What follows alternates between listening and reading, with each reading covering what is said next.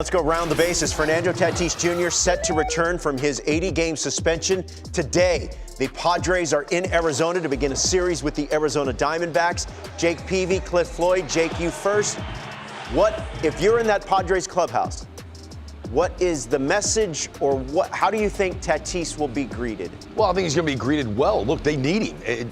They need length in that lineup and to stretch it out. This is one more huge name. If he comes back and is a 40-plus homer guy, you're talking about an MVP of the league joining your club.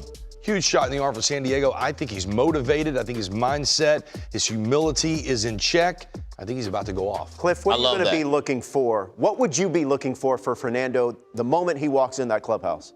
Just be him. Play. Just come play. And everything else take care of itself. Look, it's a shame we had to wait this long to see him. Yeah. That's the one thing, if you want to think about a former player that sees stardom, sees a superstar, I want to see him play. I want to see him go out there and do what he's done the last week, because that was ridiculous what he's doing in minor leagues. When you talk about integrating, remember, he did spring training with them. They kind of got through a lot of this. A team is always going to be a team. I do think he's a player with pressure on him. Hey, can you play post this suspension? Can you play clean on a team that already has all this pressure with the payroll? It'll be interesting what that marriage looks like. Meantime, the Pittsburgh Pirates just swept the Colorado Rockies in Denver, outscored them 33-9.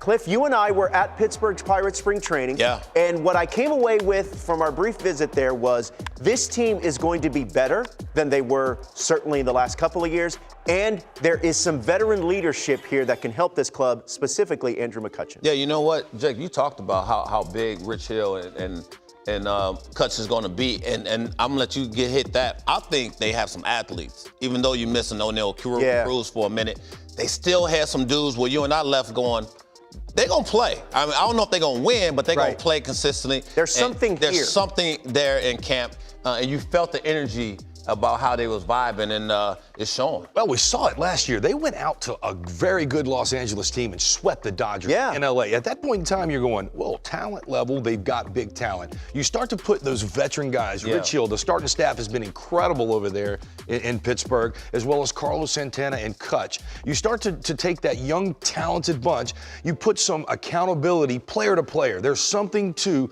player-to-player accountability, and then ability to help show a guy a little bit better routine, or to mess with that routine and to become a big leaguer. It was done for me along the way. I know Cliff was. I love to see these teams. Ben Sherrington, hats off, great moves. And they've got a veteran catcher in Austin Hedges here. And like you said, Joel, it's maybe not right now, but there's this foundation maybe of something special.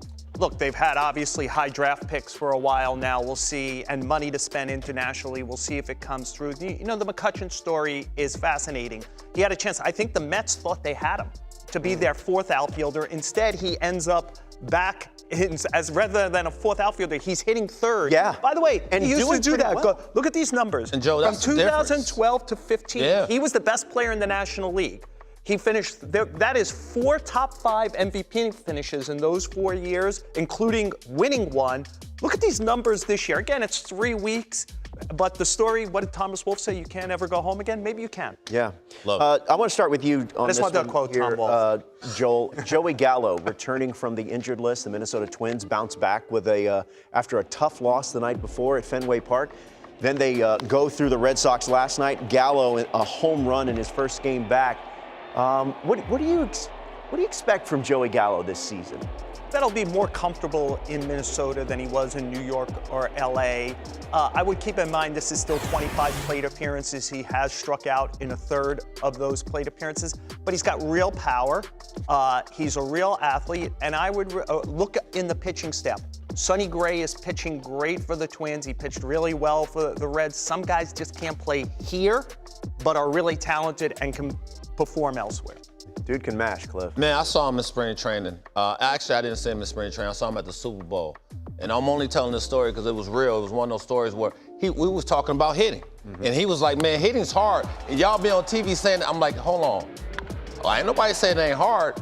I'm saying you're probably better than what you're going out there doing. Go be better. We had good conversations about it. We was going back and forth. And I think that was so big. Just hearing certain dudes talk about hitting, talk about how, like maybe I forgot as a former player, I forgot how hard it is. I say I haven't. What I'm saying is you got to be a better hitter. I've always believed that. You can't just be a home run guy. If you want to be that cool, but you got to be a better hitter. There's more in the tank there. And I think it's more in the tank, and he's showing that. I know a small sample size, right? It's 20-something at bats. He's been hurt dealing with that oblique or whatever he's been. Intercostal strain. But now I think, to your point, Joe, he'll be better suited for Minnesota, but I think they're getting a good product because he understands what he's doing. Yeah, mentally, too, the shift has to come into play. When you start taking a guy who just pulls the ball and you've got every guy over here and he just, don't worry about the shift, just hit it hard, launch angle, and it seemed like he was lost there for a little bit.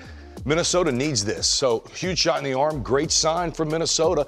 If he turns up and hits these homers, game winners last night. Yeah, I think that division is going to be really interesting. He could help them, though, in a big way. Lines in a along. huge way.